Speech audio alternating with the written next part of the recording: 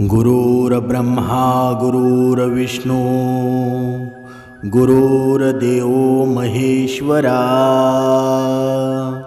सद्गुरु साक्षात परब्रह्म तस्मै श्री सद्गुरुवे नमः। जय जय रघुवीर समर्थ श्री राम समर्थ। सद्गुरु चरणांना नतमस्तक होऊन आपण या शुभ्र सकाळच्या वातावरणामध्ये या निरूपणाची सुरुवात करूया।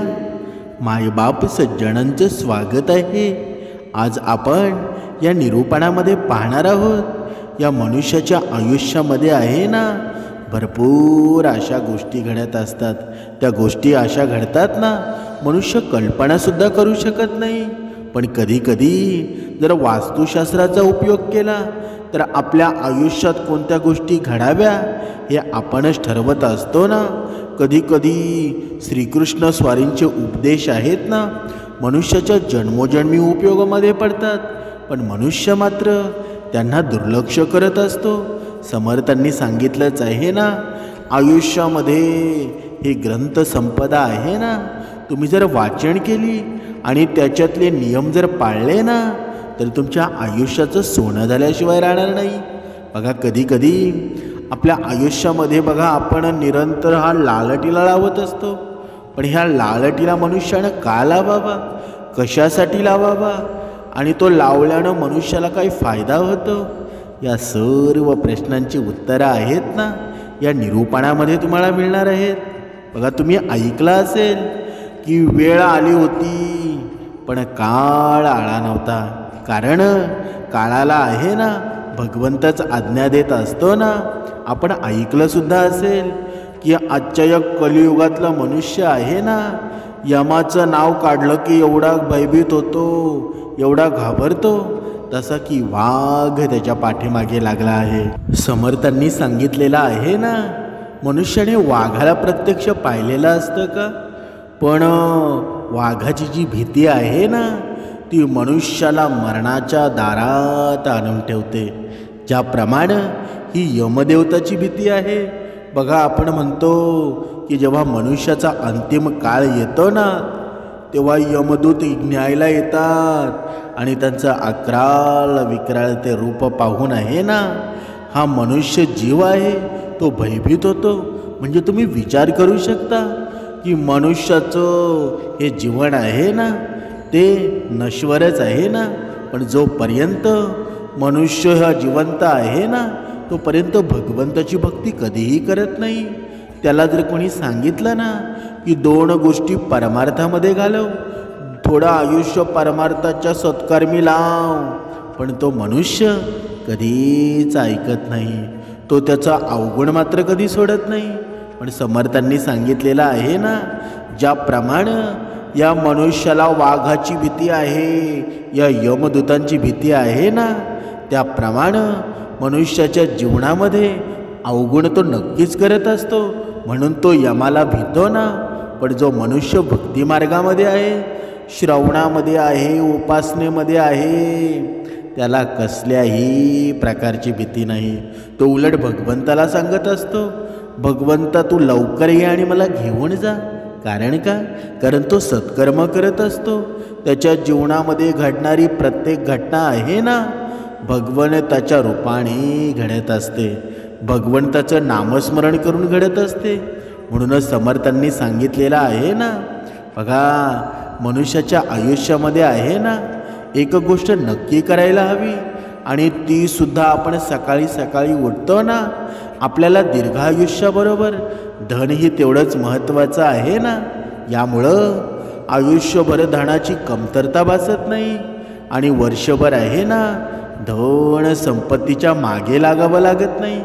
म्हणजेच श्रीकृष्ण स्वारींनी सुद्धा भगवद्गीतेमध्ये सुंदर वर्णन केलेलं आहे आणि सांगितलं आहे, सकाळी उठून ही एक गोष्ट जर कोणी व्यक्त केली ना त्याच्या घरामध्ये धन वैभव आकर्षित होतं आणि त्याच्या जीवनामध्ये आहे ना समाधान नावाचा पक्षी नांदू लागतो।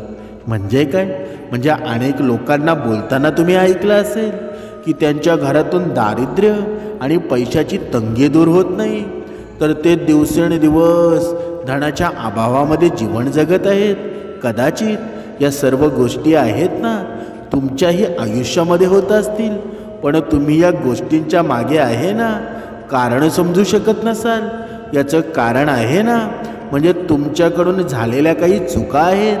आपल्या धर्मशास्त्रामध्ये, हिंदू पुराणामध्ये असे अनेक नियम सांगितलेले आहेत, असे अनेक गोष्टी सांगितलेल्या आहेत जे आपले पूर्वज होते ना आणि वडीलधारी व्यक्ती होती, ते नेहमी आपल्याला बघा समजावत असत. पण आजकालची पिढी आहे ना या गोष्टीकडे लक्ष देणं गरजेचं समजत नाही.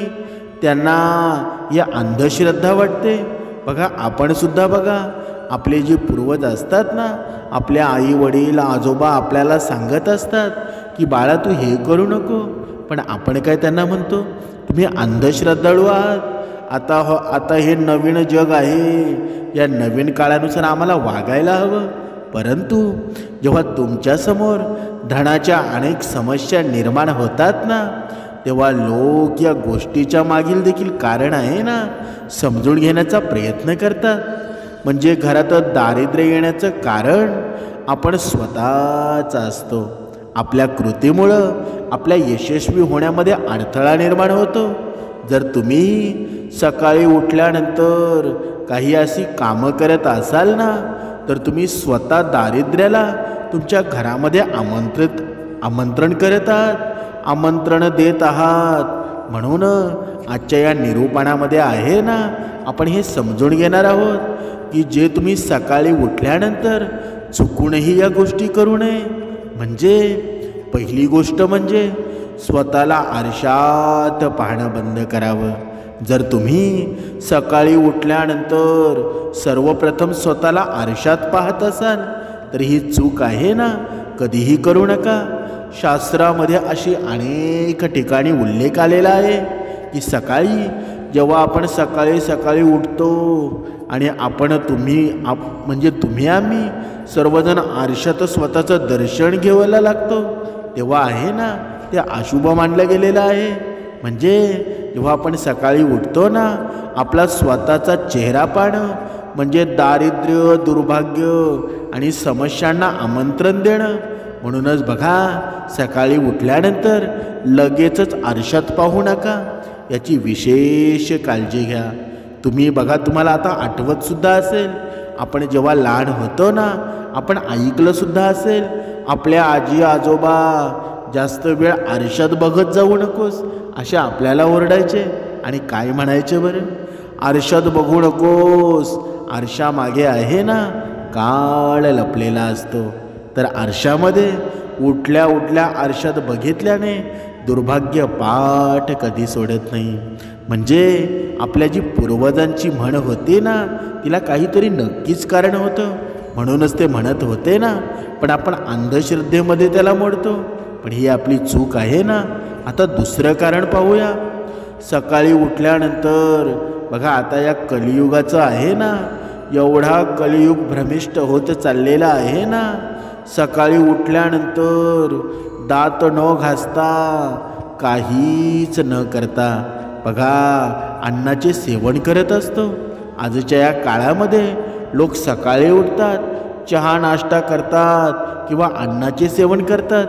जर तुम्ही ही चूक करत असाल ना तर तुम्हाला सांगायला आवडेल की शास्त्रानुसार आंघोळ केल्याशिवाय, दात स्वच्छ केल्याशिवाय आणि सूर्यदेवाला अर्घ्य अर्पण केल्याशिवाय अन्नाचं सेवन करणं निषिद्ध मानलं गेलेलं आहे. समर्थांनी सांगितलंच आहे ना.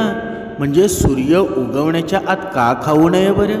याचं कारण आहे ना बघा सूर्यामुळं आपल्याला अन्नाची प्राप्ती होत असते आणि सूर्यदेवाचे आभार मानल्याशिवाय अन्नाचं सेवन कधीच करू नये. ज्यांना सकाळी उठल्यानंतर चहाची सवय आहे ना त्यांनी ती सवय लगेच सोडून द्यावी. दात स्वच्छ केल्याशिवाय चहा अजिबात पिऊ नका. निदान तोंड तरी नक्की धुवा. म्हणजे थोडक्यामध्ये ही परंपरा आपल्या भारतीयांची आहे का? बघा दुसऱ्या देशांची ही परंपरा आहे ना परकीय देशांची ही परंपरा आहे ती आता आपण घ्यायला लागलेलो आहोत. बघा, कधी कधी स्त्रियांचे तर कपडे पाहिले ना तर बघा आपल्या देवी देवतांना एक प्रश्न पडत असेल की माझा भारत होता कसा. या हिंदू धर्मामध्ये किती उल्लंघन चालू आहे. पण कधी कोणी जर बोलायला गेलं ना, बघा अगोदरची स्त्री होती पूर्ण कपडे अंग झाकून कपडे घालायची आणि सुंदरसुद्धा होतं ना.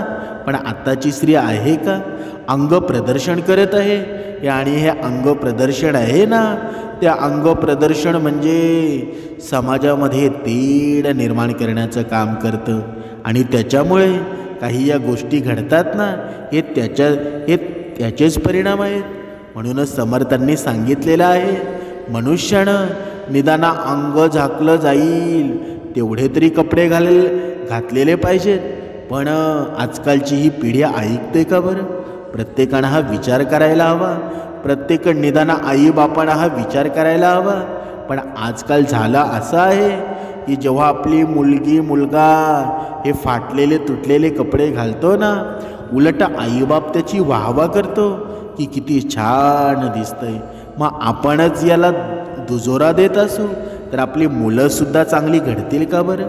कधीच घडणार नाही.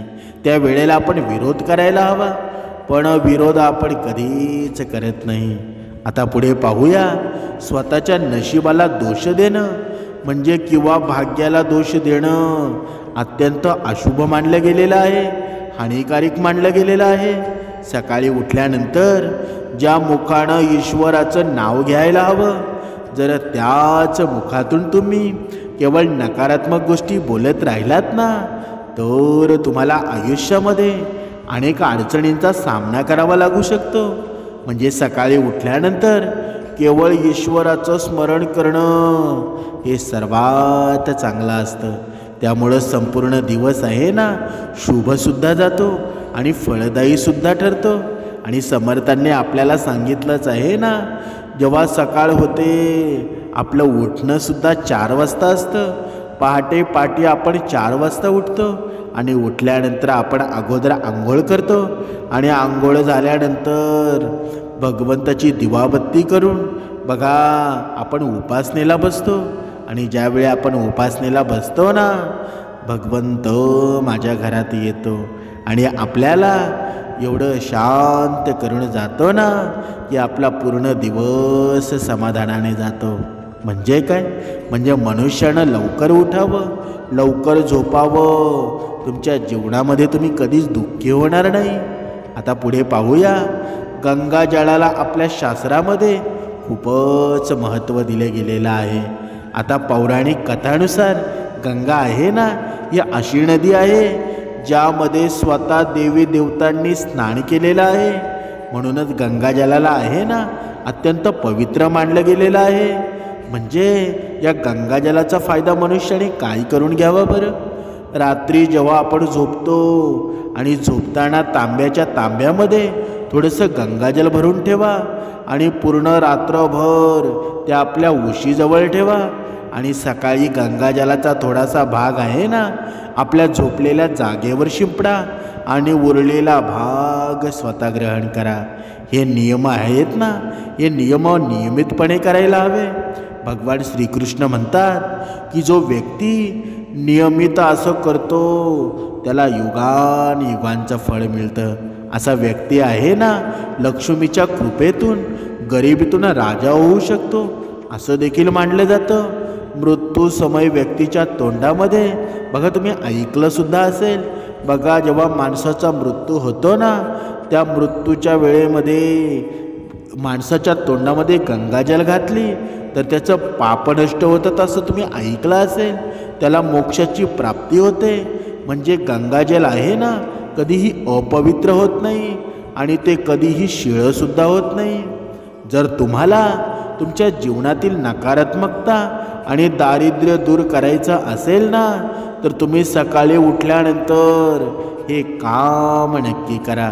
सकाळी तुम्ही सर्वप्रथम भगवान श्रीकृष्णाजींचं नाव घेऊन, समर्थांचं नाव घेऊन, सद्गुरूंचं नाव घेऊन, म्हणजे ज्या परमेश्वराला तुम्ही मानत असाल ना, त्यांचं सकाळी नामस्मरण करा, त्यांचं दर्शन घ्या आणि सकाळी उठताच हनुमानजीचं दर्शन घ्या. तुमच्या खोळीमधील समोरील भिंतीवर तुमचं मनमोहक चित्र नक्की लावा आणि सकाळी त्या चित्राला पहा. माता लक्ष्मीची आकार कृपा होते आणि पृथ्वी मातेचे आशीर्वाद घ्या. त्यांची क्षमा मागून त्यांच्यावर आपले पाय ठेवा. त्यामुळं भाग्याच्या येणाऱ्या अडचणी आहेत ना, त्या दूर होऊ लागतात. तसेच सकाळी स्नान केल्यानंतर वडीलधाऱ्यांचे आशीर्वाद घेणं विसरू नका. जर वडीलधारी व्यक्ती घरात नसतील ना, तर त्यांच्या फोटोला नमस्कार करावा. समर्थांनी सांगितलेलंच आहे ना, जो व्यक्ती सकाळी उठल्यानंतर हे काम करतो त्याच्यावर भगवंताची कृपा आहे ना, ती सदैव राहते. म्हणजे काय? म्हणजे सकाळी उठून आंघोळ केल्यानंतर कपाळावर चंदनाचं तिलक नक्की लावावं. शास्त्रामध्ये आता सांगितलेलं आहे बघा. आपण सुद्धा लावतो ना, पण कधीकधी आपण विसरून जातो. म्हणून जेव्हा आपण कामावर जातो ना, त्या कामावरच्या आपल्या बॅगेमध्ये, पर्समध्ये आपला लाल टिळा आहे ना, तो नक्की ठेवावा. ती बॉटल असू द्या किंवा डबी असू द्या, ती नक्की ठेवा. आपल्या चेहऱ्याला पावडर नसली तरी चालेल, पण ती लाल टिळा आहे ना, तो नक्की ठेवावा. कारण शास्त्रामध्ये सांगितलेलं आहे की सकाळच्या वेळी कपाळावर तिळक आहे ना, तो लावून जो व्यक्ती घराबाहेर पडतो त्याच्यावर सदैव ईश्वराची कृपा राहते आणि त्यांना काळही काही बिघडू शकत नाही. आता असं का म्हटलं गेलेलं असं बरं? कारण कपाळावर तिळक लावल्यानं काळही तुम्हाला काही करू शकत नाही. त्यामुळं अशी व्यक्ती आहे ना, अकाळी मृत्यूपासून वाचतात. शास्त्रामध्ये असं सांगितलेलं आहे आणि आपल्याला नेहमी पाहायला सुद्धा मिळतं की आपण आपल्या आजूबाजूला जर नीट पाहिलं ना, तर समजून येतं की कितीही वयोवृद्ध होऊन जे लोक गंध लावतात ना, अष्टगंध आणि पांडुरंगाचा बुक्का लावतात, तर ते लोक आहेत ना, कितीही वयोवृद्ध होऊन सुद्धा ते लोक आनंदाने पंढरीची वारी पार पाडतात ना. त्यांचा उत्साह बघा आणि त्यांची वारी पूर्ण करण्याची मनातील जी तयारी आहे ना, ते पाहून त्यांना जणू काही भगवंताची दैविक शक्ती त्यांना दिली आहे असं बघा आपल्याला वाटतं. असे लोक आहेत ना, कितीही वय होऊन सुद्धा अगदी लहान मुलांप्रमाणे अगदी सळसळती ऊर्जा त्यांच्याकडे असते. त्यांच्याची ऊर्जा असते ना, ती नक्कीच 50शीत असलेल्या व्यक्तींकडे सुद्धा नसते. हा फक्त भगवंताचा चमत्कार असतो ना, दुसरं तिसरं काहीच नाही. म्हणून कपाळावर गंध लावल्यानं देवाची कृपा कायम राहते. असं मानलं जातं की गंधाच्या शुभ प्रभावामुळं व्यक्तीचं मनसुद्धा शांत राहतं. आणि हा आज्ञाचक्र आहे ना, या आज्ञाचक्रावर गंध लावल्यानं केवळ मनशांतीच नाही तर सकारात्मक ऊर्जासुद्धा मिळते. त्यामुळे हिंदू धर्माच्या अभिमानाने व्यक्ती पूजावेळी श्रद्धा आणि विश्वासपूर्वक कपाळावर गंध लावतात.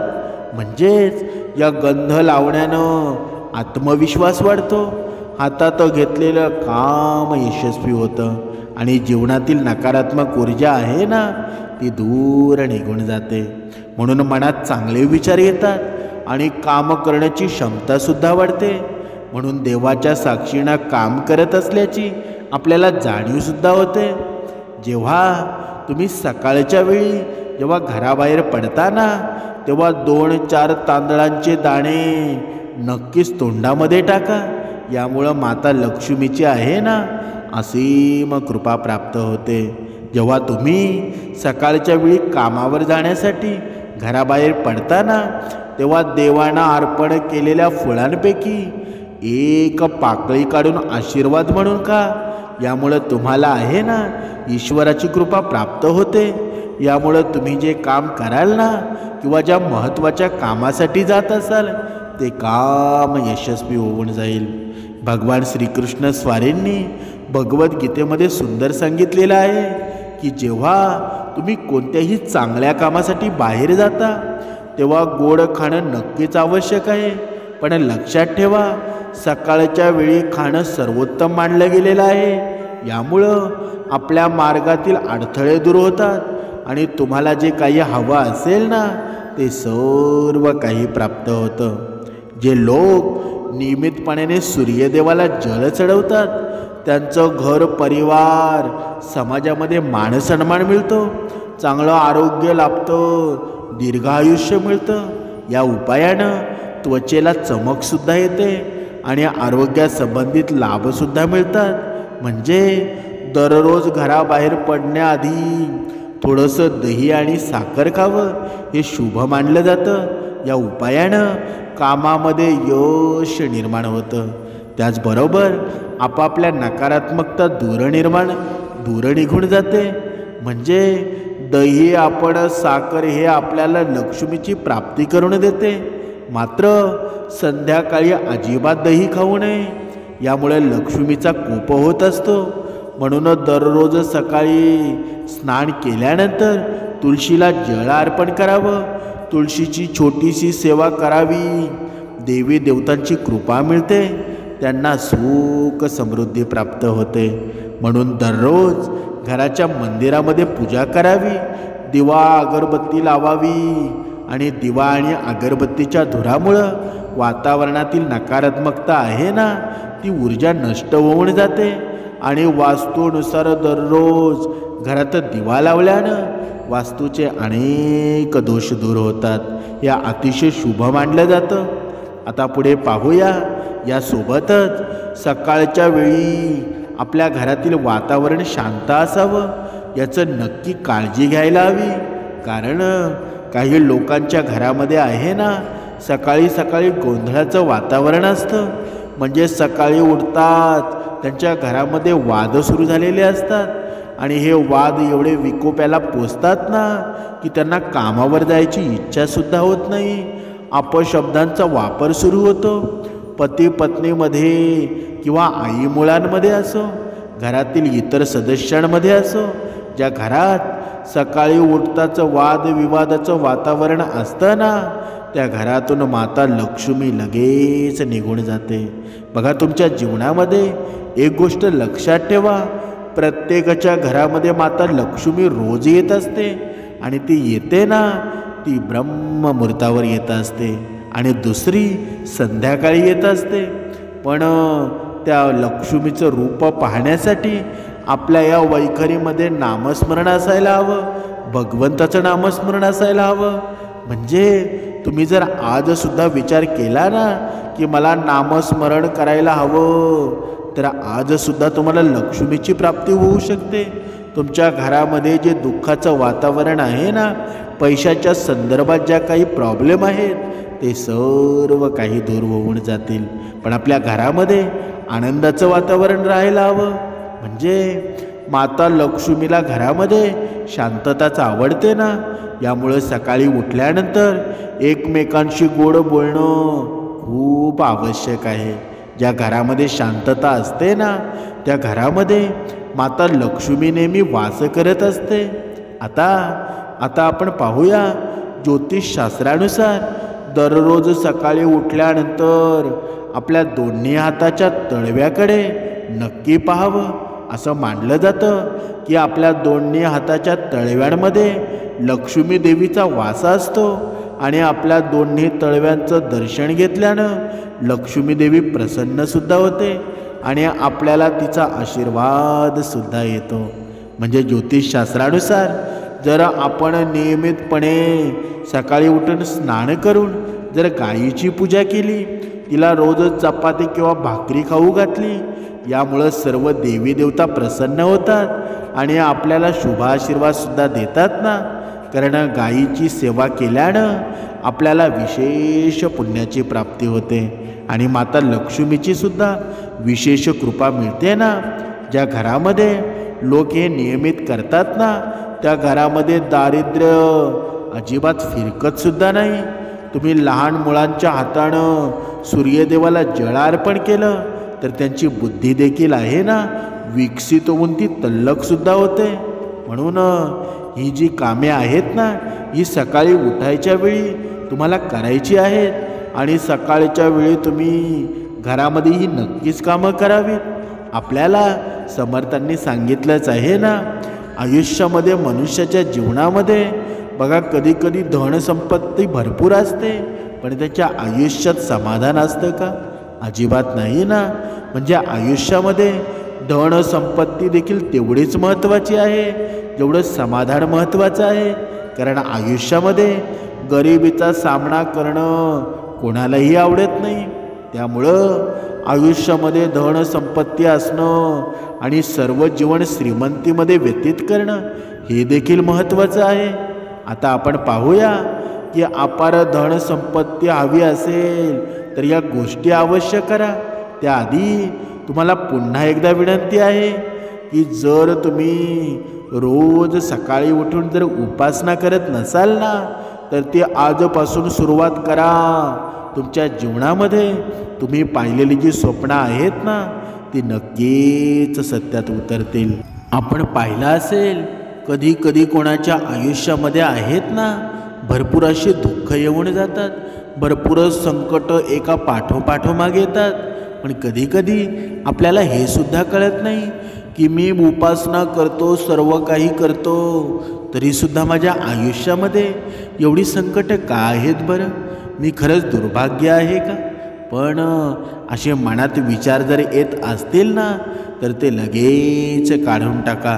काही वास्तुशास्त्रामध्ये काही उपाय सांगितलेले आहेत, म्हणजे आपण ऐकले सुद्धा असेल की मंगळ किंवा शुभ कार्यामध्ये कापुराला विशेष महत्त्व असतं।